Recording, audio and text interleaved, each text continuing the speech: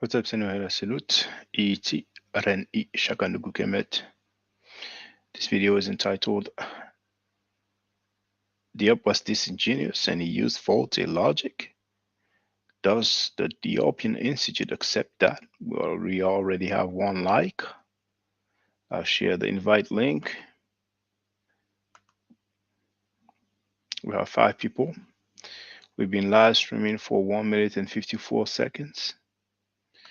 Now, I'm going to share one of my latest video. As you can see, the title of one of the latest video is Asahim or Fake has 0 peer-reviewed work on the toponym Kemet. And look at this comment here by Charles Speaks the Truth.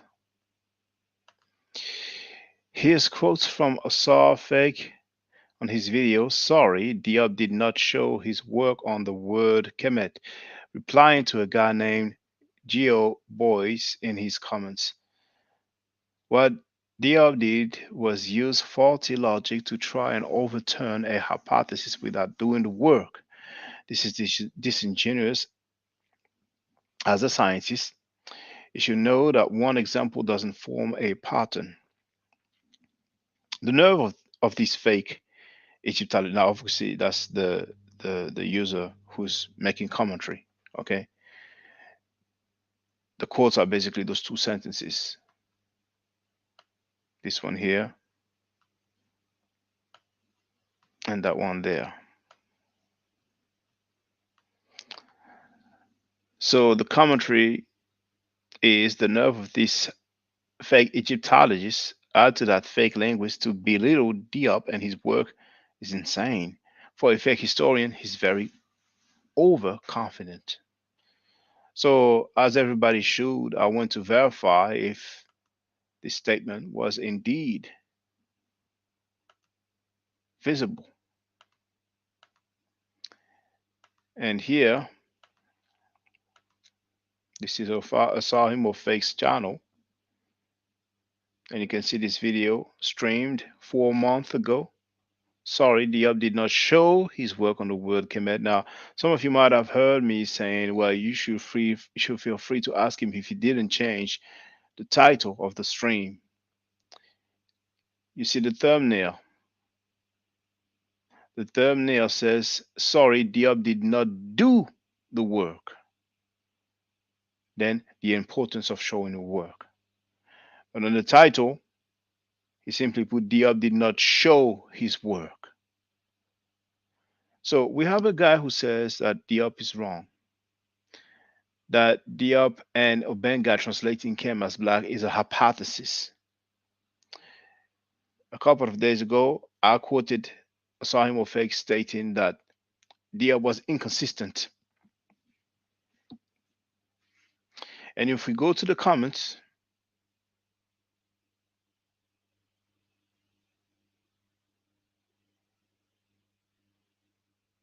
indeed, the comment is there.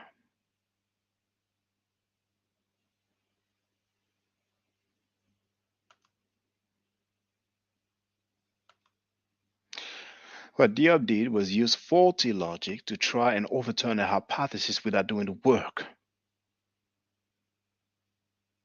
What Diop did was try to make it appear as if the rendering of Kemet with the seated man and woman was a norm in ancient Egypt and not a coincidence. However, note that that rendering can only be found in one document out of the thousands, possibly millions of artifacts and documents with the word Kemet on it. This is disingenuous. And as a scientist, he should know that one example doesn't form a pattern and can easily be dismissed as an error or coincidence. He saw the entry in a dictionary and did no further work on the subject.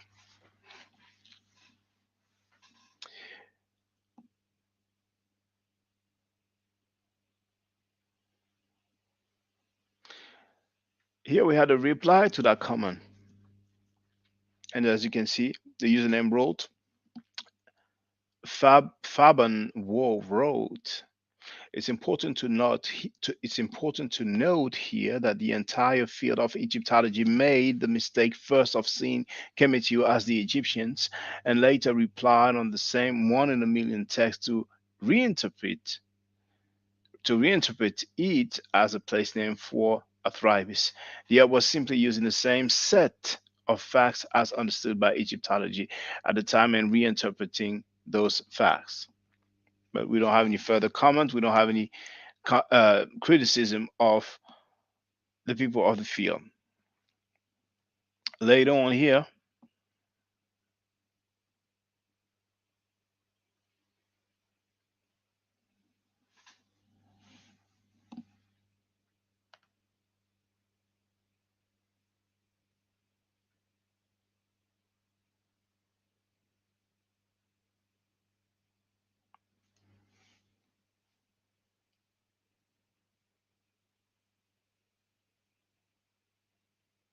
well, this is Clive Winters.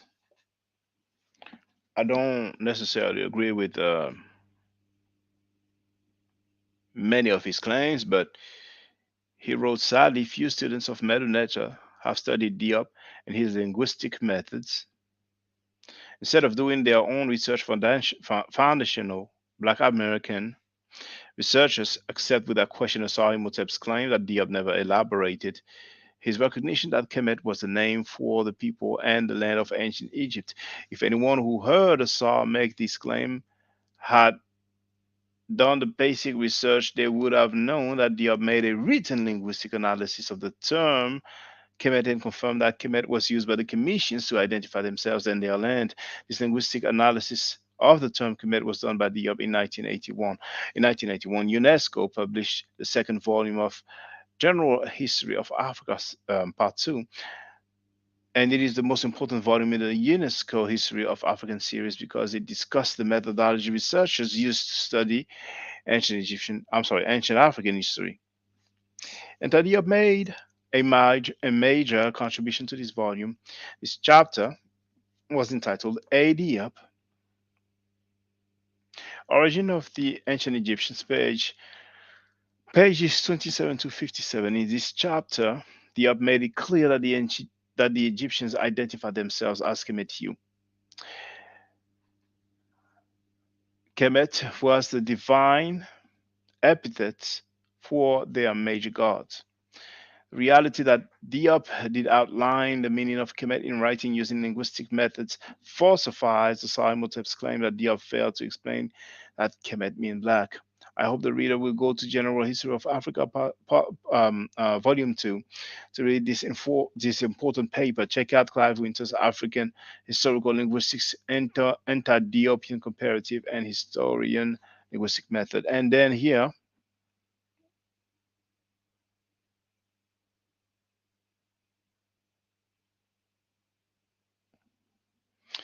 Reggie wrote, Sahimotep. I disagree with you here as I have always disagreed with you on Kemet.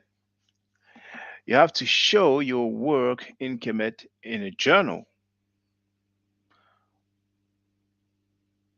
or peer review paper. You can't sidestep the process. I know you disagree with my article in Journal of Pan African Studies. However, you can't sidestep your academic obligation by focusing on my arguments. It is your arguments that must be it is your argument that must be substantiated, and to date they have not. I'm not saying directly you can't, but you have not done so.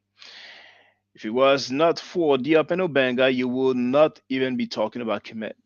To argue against Diop, you must disagree in a journal and substantiate your position. We are waiting.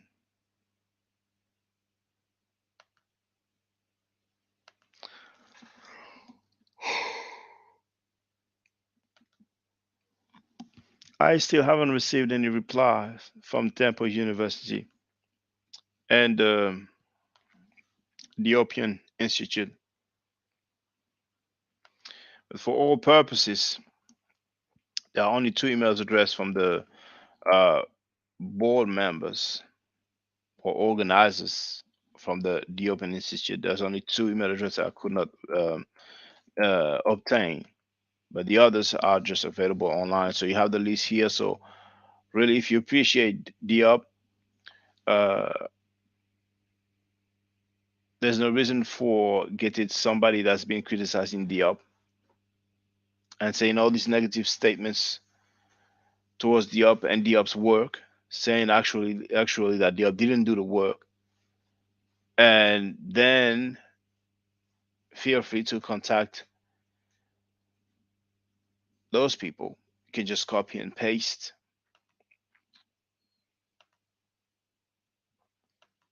and let them know how you feel about that. I don't understand how you can get somebody that's disagreeing with a person's claims and he's going to be a presenter in an event dedicated to the memory of that person. So if the dude still presents despite him being a plagiarizer, it's a slap in the face to it's a slap in the face to Sheikh Anta Diop. So I will leave it there. You have the email address. If you feel like hollering at them, then do so. If you don't feel like it, then I guess you don't care. There will be no outro to this video.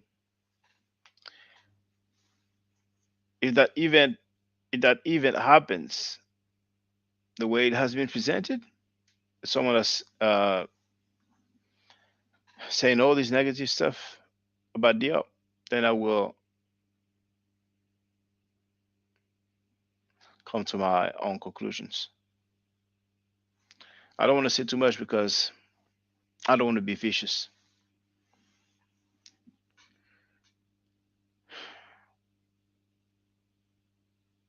But in this world of Pan African scholars, I'm not going to say anything. It's going to, they're going to switch, you're going to twist it and act like it's threatening. So everybody do what they feel is right.